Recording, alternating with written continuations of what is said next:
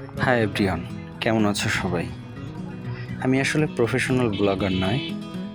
চেষ্টা করেছি আমার যে অ্যাকশন ক্যামেরাটা ছিল সেটা দিয়ে কিছু ফুটেজ তৈরি করে সেখান থেকে ব্লগ ভিডিও তৈরি করা। তা আমি যখন ভারতে গিয়েছিলাম আমার দাদার বাড়িতে, তখন দাদা আমাকে অনেক সময় দিয়েছে। তার বাইকে করে পুরো যতদূর ঘোরা যায়, তার আয়ত্তে যতদূর আছে ততদূর আমাকে ঘুরিয়েছে। এটা হচ্ছে দাদার বাড়ি থেকে বের হয়ে যে রাস্তা আছে শহরের মধ্যে, সেখানের অলিগলি থেকে আমরা যাচ্ছি।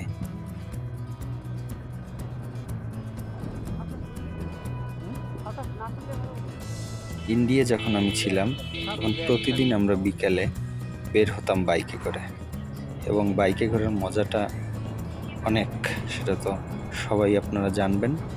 তো দাদা আজকে বাইক চালাচ্ছে, আমরা যাচ্ছি দুজনে বাইকে করে একটু শহরে ঘুরতে, কলকাতার শহরে। তো এইখানের আশেপাশে অনেক জায়গা আছে, সেখান থেকেই আমরা যাচ্ছি। দাদা দেখাতে দেখাতে নিয়ে যাচ্ছে। দাদা বাইক চালাচ্ছে, দাদা বাইকে উঠলে একদম হিরো হিরো লাগে। রাস্তাটা একদম ছোট, সেখান থেকে দাদা যে কীভাবে চালায়, অবশ্য অভ্যাস হয়ে গেছে, আমার একটু কষ্ট হয় চালাতে। তারপরে আমরা চলেছি গলির মধ্যে দিয়ে। দাদার অ্যাপাচি আরটিআর বাইকটা সত্যি একদম উড়াধুরা, রেডি পিক আপ সেহেতু চালাতে অনেক মজা। আর দাদার পিছনে উঠলে তো কোনো কথাই নেই, সে অনেক সুন্দর করে গাড়ি চালায়। আমি পিছন থেকে ক্যামেরাটা ধরে আছি।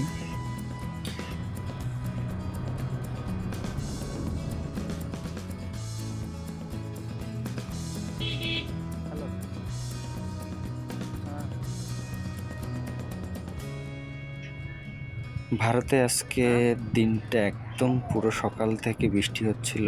দাদা আজকে কাজে যেতে পারেনি, তাই ভাবলাম আমরা বিকেলের দিকে দুইজনে একটু বের হয়ে আমরা একটু ঘুরে বেড়াই। কারণ নেক্সট টাইম আমি আসলে দাদাকে এত প্যারা দেবো না, আমি একা একাই ঘুরে বেড়াবো। তাই একটু সাহস অর্জন করার জন্য হলেও আমি দাদার সাথে প্রতিদিন জোর করে হলেও দাদাকে বলি, দাদা আমাকে নিয়ে একটু বিকেলে বের হন। তা আমরা অলিগলি থেকে বের হচ্ছি। কিছু দূর পরেই সামনেই হচ্ছে দাদাদের স্টেশন।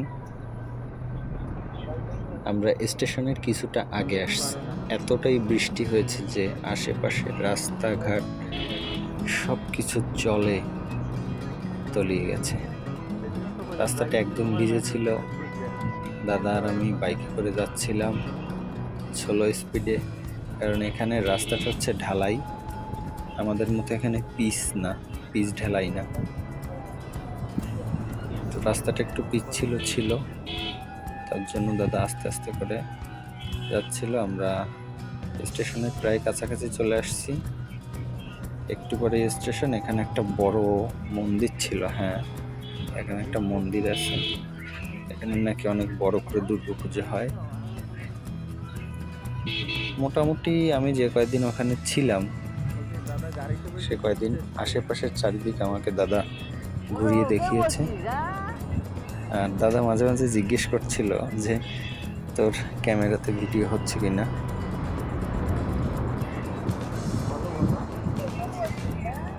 এই ক্যামেরার ফুটেজ যে কখন ভালো হয় আর কখন মন্দ হয় আমি নিজেই বুঝতে পারি না, বাট এই ফুটেজটা আমার কাছে অনেক ভালো লাগলো। আর এডিটিং প্যানেলে এসে যখন স্টেবিলাইজারটা ইউজ করলাম তখন ভিডিও ফুটেজটা আসলে ইউজেবল মনে হচ্ছিল।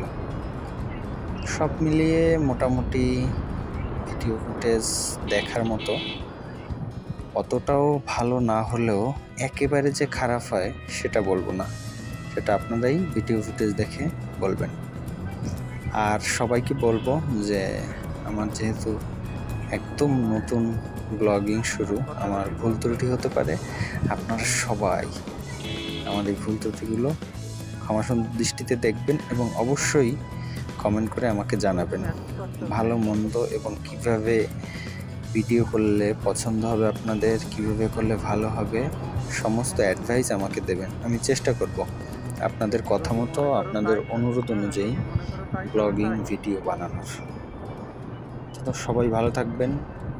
আবারও কোনো একটা ব্লগ নিয়ে আপনাদের সাথে আবার দেখা হয়ে যাবে। So tata.